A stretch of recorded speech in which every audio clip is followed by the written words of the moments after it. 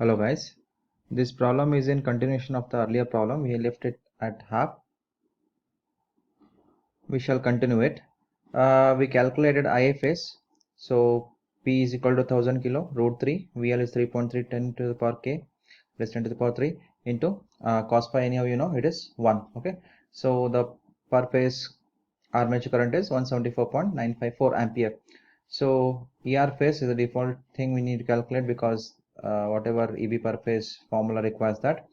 ER phase equal to I phase into Z phase. Again, Z phase, Z is synchronous impedance. As I said, we are bothered only with the magnitude, so it is 3.24. Just substitute over here 3.24. Just multiply ER phase, you'll be getting 566.853 volt. Now coming to the the problem. E square B phase equal to V phase square plus ER phase square minus 2 phase ER phase cos theta plus phi. Then the question arises why plus phi. Okay, why? Because we can see that it is been told here it is a leading power factor here.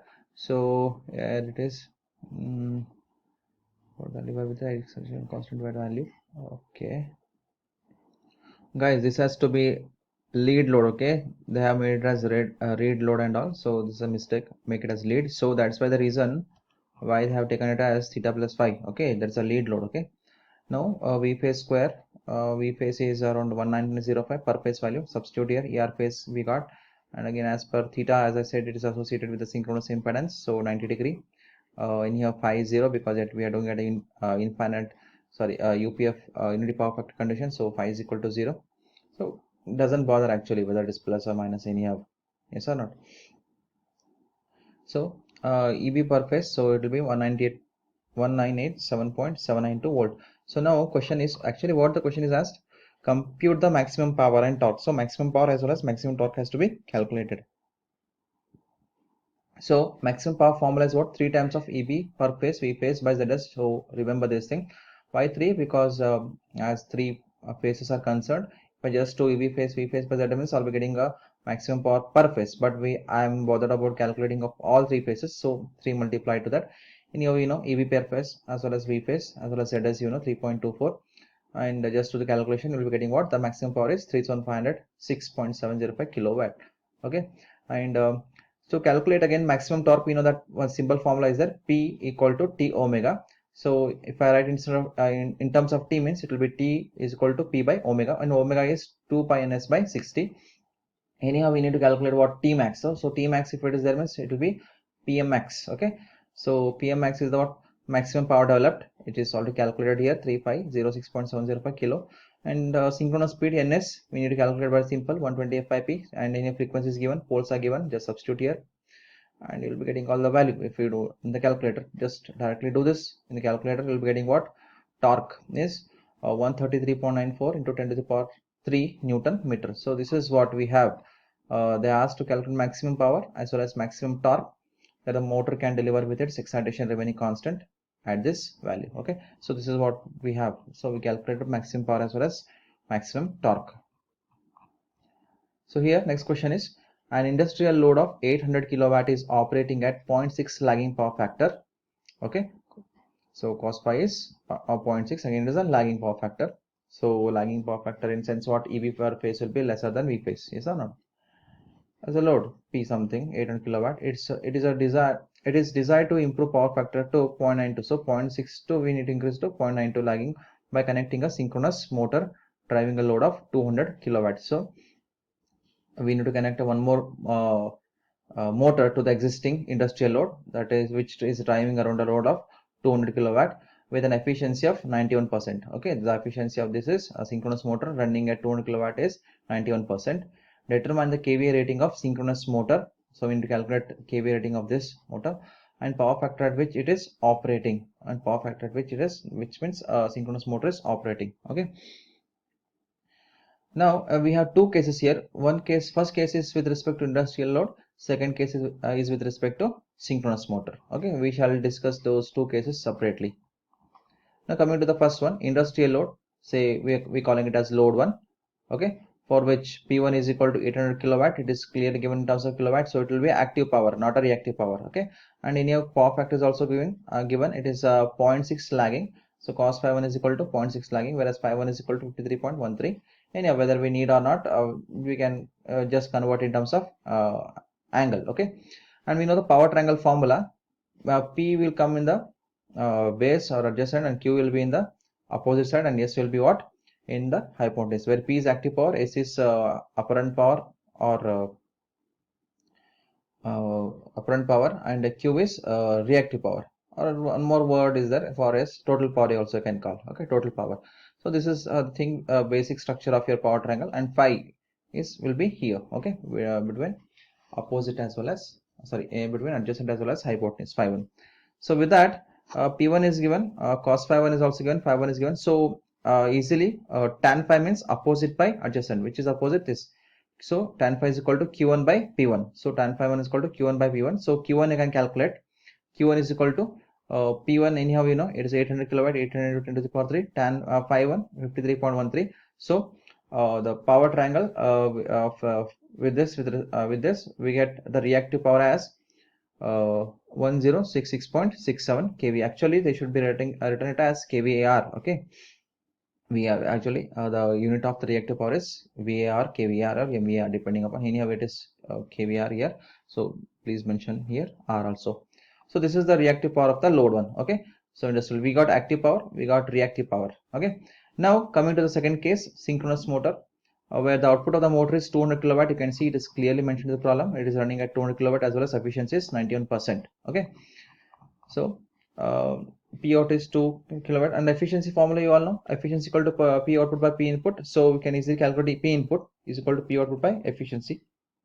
P output is 200 kilowatt, divided efficiency is 91%, so it will be 0.91 if we convert in terms of decimal. So 200 by 0.91 will be what, 219.78 kilowatt. So P input I got. Okay, now actually what happens now, so we need to combine those two loads. Which are the two loads? One load is industrial load, other load is synchronous motor. Now we need to combine both, and we need to see what total active power is, what total reactive power is. Okay, so then we can calculate the kVA rating of the synchronous motor and power factor at which it is operating. Okay, so now what I do is, so synchronous motor will draw active power of, this is what we got. So P2 is equal to, I can say P2 is this, and P1 is earlier one, P1 for load one and P2 for synchronous motor. So now this is the power triangle for both the loads connected. Before this was a power triangle, only load one was connected. Now this is the power triangle, both the loads are connected. So PT is equal to P1 plus P2, and QT is equal to Q1 plus Q2, whereas ST is equal to total total power or apparent power. Okay, so PT is P1 plus P2. P1 is already we know, it is 800 kilowatt. So 800 kilowatt plus 219.78 kilowatt will be 1019.78 kilowatt. So desirable power factor, new power factor, yes or not? After connecting this, the desirable power factor is how much? You can see 0.92, yes or not? We need to improve the power factor from 0.6 to 0.92, yes or not? So this is what I need, or the problem needs. Cos phi t is equal to 0.92 lakh. So phi t is equal to inverse of 0.92 will be what? 23.07. This is the angle. That is a new power factor angle. Okay, this is what is supposed to need. Again, I can apply tan formula here so as to calculate the reactive power. That's opposite by adjacent. Opposite by adjacent, tan phi t is equal to Qt by Pt. Okay, so tan phi t equal to Qt by Pt. So Qt is equal to total reactive power equal to Pt times of tan phi t. Anyhow, Pt we know, already calculated here, 1019.78, and phi t is also calculated, that is 23.07. Just substitute over here, and you will be getting what? Reactive power. Qt is equal to 434.424 kilo. And here they have written properly, there is no problem here. So it is reactive power is 432.424. Now by doing so, we came to know what P1 is and what P2 is and what Q1 is. Yes, where was Q1? I guess Q1 was here. Okay, and what Q2 is. So P1, P2, Q1, Q2 we came to know. So by this, what we can do is we can calculate Q2 we calculated. Now okay, here in this formula we'll be able to get Q2. Pardon. So Q2 is equal to Q1 plus Q2 as per the formula and all. Okay, and you got the total reactive power, and you know the reactive power separately for load one, yes or not? This is what we calculated here earlier. So substitute over there, and you can calculate Q2. You can see that Q2 is negative. Okay, Q2 is getting what? Negative reactive power, yes or not? Minus 632.245. This is the reactive power. So negative QR, what negative indicates? It is in the leading in nature. Okay, that's why the synchronous motor is running at the leading in nature. If it was positive, it was a lagging nature. Remember, if Q2 was resulting positive, whatever the value will be, magnitude will be, and I could have said it is a lagging power factor, but since we got minus here, so it is a leading in nature. Yes or not? Already it's in the problem given here. Okay, determined power factor, you can see driving as load of efficiency 2.92 by connecting. Okay, I think it's not given. Okay, anyhow it's not given. So negative, just remember negative means it is a leading, positive means lagging. So again, I shall have a power triangle for only synchronous motor. Okay, see the first power triangle for only the industrial load. The second power triangle is for what? Your total combination of both industrial load as well as synchronous motor. And third power triangle is what? Only for what? So this is the leading in nature. So we have drawn like this. So both are what? In lagging in nature. This, so we did drawn both as simple, similar. But you can see this is what actually we need. Synchronous motor is what actually it's a leading power factor, as you can see here. So I'm drawing triangle in this fashion, but the positions remain same: opposite, adjacent, as well as hypotenuse. So again, Q2 you got, don't bother about this, but just for indication sake it is, for our sake it is negative, that is to say leading in nature. So can calculate S2 here.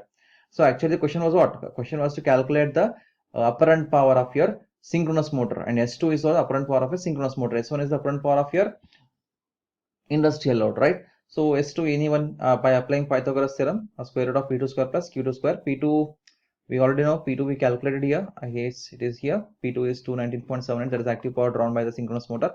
And Q2 anyhow it is minus, don't bother, anyhow it is minus or plus, it will be again be summed up. So square from this we will be getting what? Apparent power as apparent power of synchronous motor, precisely 669.356 kVA. So this is what the kVA is required. Okay, now we can calculate that was a required kVA. Now we are supposed to calculate what? Power factor of that synchronous motor, right? So again the same formula can use. Tan phi2 is equal to Q2, don't bother about this and all. Tan phi2 is equal to Q2 by P2, and Q2 you already know, calculated. P2 also you calculated, just do tan inverse, you'll get phi2 as this, and anyhow in power factor, no? So cos phi2 will be 0.3283 leading. Okay, anyhow we know that particular synchronous motor is having a leading power factor. How? Here, right? Leading power factor. So the power factor of the synchronous motor is 0.3283 leading. So the overall diagram in the sense what? With respect to industrial load one, with respect to synchronous motor, and the resultant of synchronous motor as well as the industrial load. So which is the first one? Here you can see this S1, you can see here P1 and Q1. This is what our triangle, right angle triangle I'm saying. This is what? This is a lagging one, and this is the industrial load. Okay, this is the one, and this is separately S2, Q2, and this is it should be P2 over here. Okay, the P2 length S2, Q2, and P2, and we know there's a leading nature, so it is above the reference phasor V, and this is below the reference phasor V because it's a lagging one. So resultant of this, that is synchronous motor separate and industrial load separate, we get what? This ST